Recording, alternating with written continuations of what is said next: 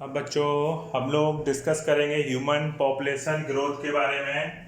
देखो growth rate की बात करते हैं, जैसे ह्यूमन पॉपुलेशन ग्रोथ का भी हम लोग ग्राफ भी समझेंगे किस तरीके से क्या ग्राफ आएगा।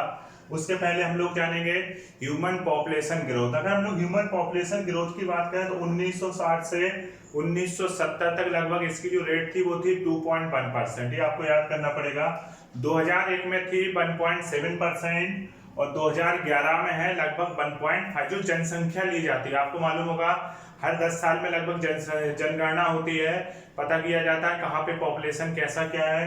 तो ये जो रेट है 1960 से 1970 तक कितना था, ये 1.7%। आपका 1960 से 1970 कितना था, 2.1%। 2001 में क्या हो गया 1.7% और 2011 में क्या हो गया 1.58%। ये आपको याद होना चाहिए। मेन इंपॉर्टेंट बात आती है फैक्टर अफेक्टिंग ग्रोथ रेट।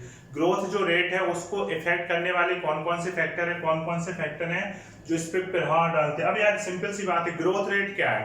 जन्म होना और मृत्यु होना के बीच जो टाइम पीरियड है वो क्या कहलाएगा, ग्रोथ रेट कहलाएगा। क्या जन्म दर है, क्या चीज है ना। तो ग्रोथ रेट पे कौन कौन से फैक्टर हैं, जैसे 100 लोग पैदा हुए, मारे कितने लोग तो कितने लोग बचे, इस तरीके से निकलता है ना।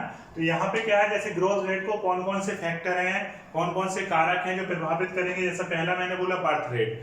बर्थ रेट जो जन्म होना या ऐसे नेटेलिटी भी बोलते हैं।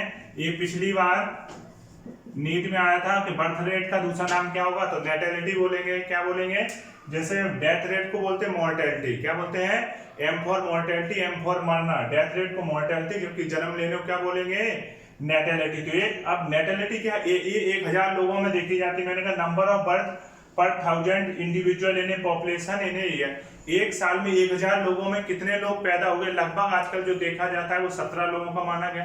फिलहाल हम लोग देखें 1000 लोगों में कितने लोग पैदा हुए, वो अभी हम 17 वाला फैक्टर आगे बताएंगे, वो छोड़ो। अभी तो क्या जानो, बर्थ रेट क्या है, ग्रोथ रेट को प्रभावित करने में कौन कौन से कारक है, कौन कौन से फैक्टर है। तो पहला है birth rate. Birth rate is also known है, पीएमटी पिछली साल ही क्वेश्चन आया था नीट में, natality. Birth rate is also known as natality, जबकि death rate is also known as mortality. तो जो बर्थ रेट है, इसको अगर हमने देखा 1000 लोगों में पर ईयर कितने लोग पैदा हो रहे हैं, ये बर्थ रेट कहलाती है, जन्म दर कहलाती है। और इसको दूसरा नाम क्या होता है, नेटेलिटी। दूसरी बात आती है डेथ रेट। डेथ रेट क्या है, वही सेम डेफिनेशन हो जाएगी। 1000 लोगों में साल में कितने लोग मर रहे हैं, वो क्या कहलाएगी, डेथ रेट कहलाएगी। और इस डेथ रेट का दूसरा नाम क्या होता है, मॉर्टेलिटी। इसको क्या बोल सकते हैं, मॉर्टेलिटी भी कह सकते हैं, ठीक है, मॉर्टेलिटी बोल सकते हैं। उसके अलावा है माइग्रेशन। माइग्रेशन से भी पॉपुलेशन का बढ़ना और कम होना डिसाइड होता है। जैसे मान लो ये जगह है, इस जगह आपको मान लीजिए कि 50 लोग रह रहे थे, ठीक है। अब इस एरिया से, एक छोटा सा एरिया था, इसमें 50 लोग रह रहे थे। 50 लोगों से 20 लोग चले गए तो 30 ही लोग बचे। कहीं ना कहीं ग्रोथ रेट कम हुई या नहीं हुई। या मान लीजिए 50 लोग रह रहे होते, 30 लोग और आ गए होते, तो वो 50 से कितने हो जाते, 80 हो जाते। तो कहीं ना कहीं ग्रोथ रेट पे फैक्टर आने जाने का भी फर्क पड़ता है, नहीं पड़ता। तो ये माइग्रेशन मतलब आना जाना। तो माइग्रेशन दो टाइप का होता है, आई माइग्रेशन और ई माइग्रेशन। आई मतलब आना, आई मतलब आना। क्वेश्चन एक बार पीएमटी में आया था कि आई माइग्रेशन होने से पॉपुलेशन बढ़ेगी कि कम होगी। सिंपल सी बात है, लोग आएंगे तो पॉपुलेशन बढ़ेगी। तो आई माइग्रेशन होने से पॉपुलेशन बढ़ती है, जबकि ई माइग्रेशन होने से पॉपुलेशन कम होती है। आई माइग्रेशन से क्या होता है, पॉपुलेशन बढ़ेगी, और ई माइग्रेशन से पॉपुलेशन क्या हो जाएगी, कम हो जाएगी। अब है age sex ratio. Age sex ratio, age का भी एक इफेक्ट होता है ग्रोथ रेट पे। सिंपल सी बात है, कम एज में शादी हो या अधिक एज में शादी हो, हर चीज का एक अलग अलग इफेक्ट होता है। एज सेक्स रेशियो का भी एक इफेक्ट है। ये तो इंपॉर्टेंट बात नहीं, नॉर्मल पॉइंट है। उसके बाद एक टर्म है टीएफआर। टीएफआर का फुल फॉर्म होता है टोटल फर्टिलिटी रेट। क्या होता है, टोटल। तो इसमें मैंने एक पॉइंट लगा, number of offspring produced by a female in her life. एक फीमेल अपनी पूरी लाइफ में जितने बच्चे पैदा करती वो उसका क्या कहलाता है, टोटल फर्टिलिटी रेट। तो सिंपल सी बात है, पॉइंट ऐसे ऐसे आ रहे हैं कि बहुत आसानी से हम लोग उनको समझ पा रहे हैं, उनके आंसर दे पा रहे हैं। टोटल फर्टिलिटी रेट, टीएफआर मतलब टोटल, मतलब टोटल कितना पैदा। तो ये जो पॉइंट हम समझा रहे हैं ना अभी आपको इंट्रोडक्शन, बहुत ही आम पॉइंट है, नॉर्मली सब लोग जानते हैं, पर इनको सुनना और इनको याद रखना बड़ी बात है।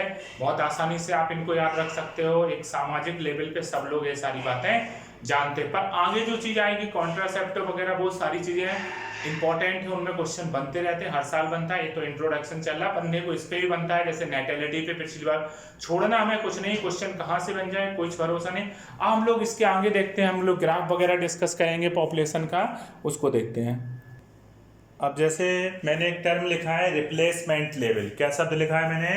Replacement level. आखिरकार ये रिप्लेसमेंट लेवल क्या होता है? रिप्लेसमेंट, देखो रिप्लेसमेंट लेवल को समझिए। रिप्लेस मतलब रिप्लेस करना, रिप्लेस मतलब एक को हटाना और जगह खुद आ जाना। जैसे कि श्री कृष्ण भगवान ने गीता में कहा है परिवर्तन ही संसार का नियम है।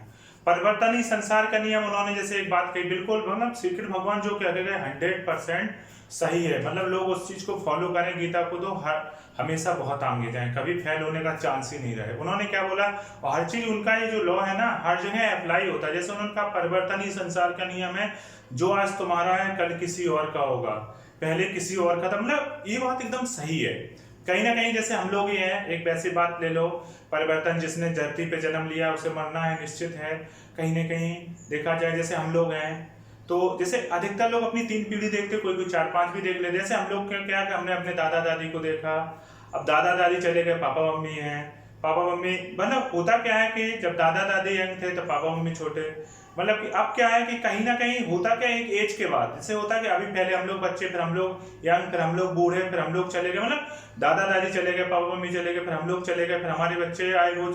मतलब एक पीढ़ी दर पीढ़ी एक सिस्टम जो चलता है ना, कि एक जन्म लेना, आना जाना, फिर उनका जन्म होगा दोबारा से, फिर ये सिस्टम चलता रहता। तो रिप्लेस करना, रिप्लेस करने का मतलब क्या है, जो रिप्लेसमेंट लेवल के लिए एक टर्म लिखा है, number of children a couple should produce to replace themselves. मतलब कि कपल के द्वारा कितने बच्चे पैदा किए गए जो उनको ही रिप्लेस करते हैं। मतलब कि होता है ना कि हमारे बारिश शब्द, जैसे अभी हमने थोड़ी देर पहले यूज किया बारिश, मतलब कि हमको खुद को आगे तो रिप्लेस होना ही है ना, खत्म होना ही है बुढ़ापे के बाद। तो कहीं ना कहीं देखा जाए कि किसी भी कपल्स के द्वारा कितने बच्चे पैदा किए जो उन्हें रिप्लेस कर रहे हैं। तो रिप्लेसमेंट लेवल को एक बात मान के चलना, रिप्लेसमेंट लेवल कभी भी 2 से कम नहीं होता है। 2 से कम, आजकल आप देख रहे हैं यार 2 बच्चे तो नॉर्मल लोग पैदा कर रहे हैं, कुछ लोग तो 8-8, 10-10 भी कर रहे हैं। कहीं ना कहीं देखा जाए रिप्लेसमेंट लेवल के लिए मैंने क्या कहा, रिप्लेसमेंट लेवल का मतलब ये है कि कहीं ना कहीं 2 बच्चे तो होते ही लोगों के, कहीं कहीं 1 भी होता, कुछ भी नहीं होता, पर एक एवरेज जो निकाला जाए 2 से कम कहीं नहीं है। तो रिप्लेसमेंट लेवल कभी भी 2 से कम नहीं होता, याद रखना। मतलब मम्मी पापा 2 लोग हैं तो कहीं ना कहीं 2 बच्चे तो उनके होते ही होते हैं। मतलब सब ऐसा नहीं है कि सबके ही 2 हैं, किसी के 2 से ज्यादा भी है, किसी के 2 से कम भी है।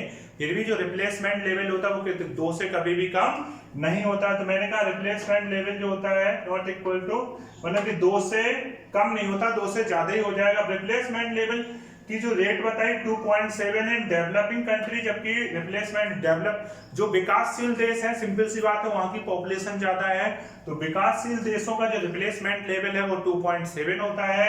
जबकि जो विकसित देश है उनका रिप्लेसमेंट लेवल क्या, कहीं ना कहीं विकसित देशों की पॉपुलेशन विकासशील देशों उसका वजह से अपन अपने यहाँ का इंडिया का ले लो तो रिप्लेसमेंट लेवल कितना होगा, 2.7 होगा। जबकि आपका जो डेवलप कंट्री जैसे अमेरिका वगैरह तो वहां का क्या होगा 2.1। तो कहीं ना कहीं पॉपुलेशन के अभी हम ग्राफ पढ़ेंगे, कहीं ना कहीं कम भी हो रही पॉपुलेशन, पर कहाँ का एक एवरेज देखा जाता है, किसी का एक भी बच्चा नहीं होता, किसी के ढेर सारे बच्चे होते हैं। तो ये क्या है, एक पॉपुलेशन का ग्राफ है।